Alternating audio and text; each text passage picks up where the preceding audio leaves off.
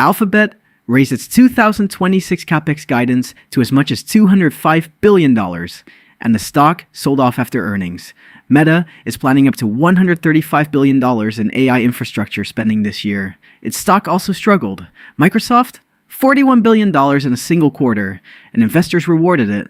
The difference is not simply how much they plan to spend on AI, it's how clearly investors can see the path from that spending to future revenue. That distinction is what most coverage of this earnings season completely missed. And it's exactly what we're going to break down. We're in the middle of the largest AI infrastructure build-out in history. Every major tech company is committing enormous capital to build the data centers, chips, and compute that the next generation of AI runs on. For years, the formula was straightforward. Invest in technology, grow revenue, stock goes up. That formula held until this earnings cycle. This isn't a story about big spenders versus small spenders. All three of these companies have strong fundamentals. All three generate returns well above their cost of capital. All three have wide moats. The question the market is asking right now is more precise. Can you show me the demand that already justifies the investment you are making? And the answer to that question is producing very different stock outcomes, even among businesses of roughly equal quality. There's a concept called ROIC, return on invested capital. For every dollar a company deploys into infrastructure, ROIC tells you how much profit that capital generates. If ROIC is higher than the company's cost of capital, called WACC, the business is creating value.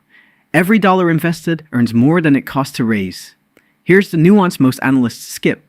A company can have strong current ROIC and still get sold off. If the market believes the marginal ROIC on their next wave of investment will be significantly lower. In other words, past efficiency doesn't automatically justify future capex. The market wants to see the evidence that the next dollar invested will earn as much as the last dollar did. And the clearest evidence of that is demand. Existing customers, signed contracts, revenue that's already growing and needs more capacity to serve. That's the spectrum we're mapping here. Not whether these companies are good or bad, but how clearly the market can see their capex paying off. A fundamentally strong business, but with lower demand visibility on its AI capex. ROIC 24.2% versus WACC 9.8%. Generating returns nearly 2.5 times its cost of capital. Revenue $2.96 billion, plus 15.1% year over year. Consistent growth trajectory. Model estimated fair value, $352.23 versus price $354.26. Fairly valued, no margin of safety, plus 0.6% gap. Alphabet is an efficient, profitable, white moat business. The tension isn't its quality today, it's that its AI revenue conversion is harder to observe and quantify.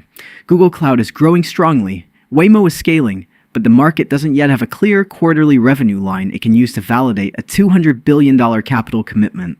When you can't see the return clearly, you don't pay a premium. And right now, at roughly fair value with no discount, there's no cushion built in for that uncertainty. Perhaps the most interesting case?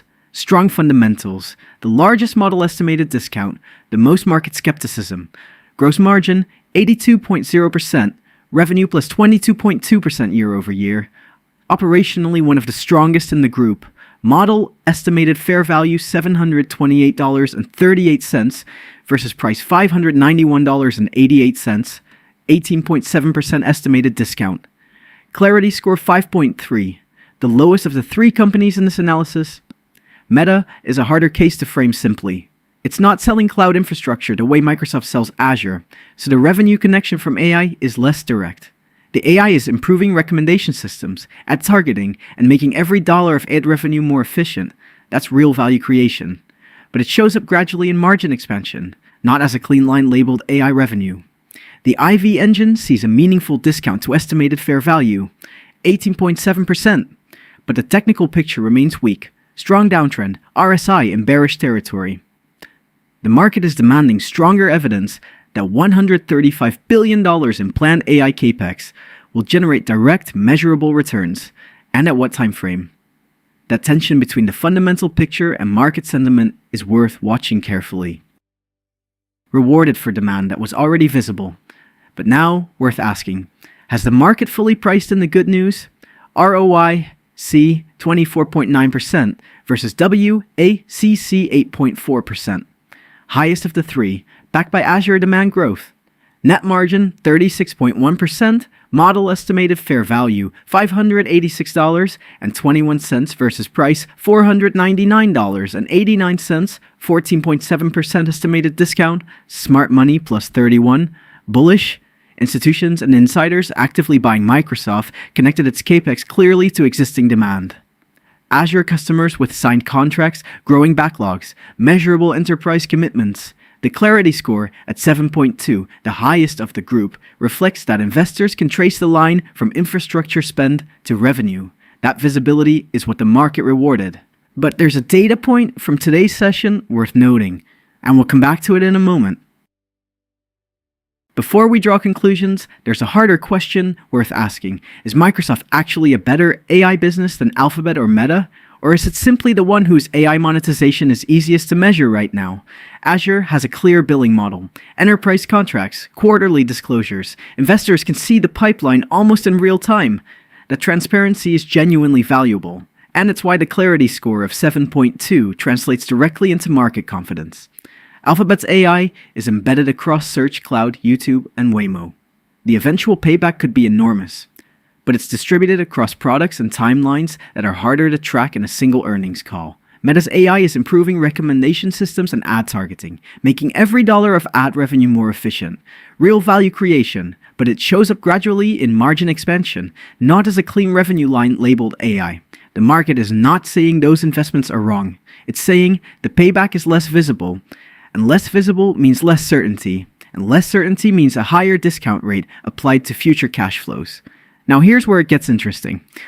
When I look at the Invyra technical picture for Microsoft today, RSI is at 81.4. That's overbought territory. Pulse sentiment sits at 80. Euphoria. The market has already priced in a lot of optimism around the Azure story, which raises its own question. You can be right about the business fundamentals and still find that the price already reflects that view. That's not a reason to dismiss the quality of the business. It's a reason to think carefully about what expectations are already embedded in the price you're paying. 3 great businesses, 3 different visibility profiles, 3 different price to expectation ratios right now. The framework I use when evaluating any large capex commitment is this.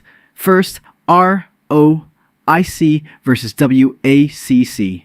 Not just today's return, but the expected marginal return on the new investment.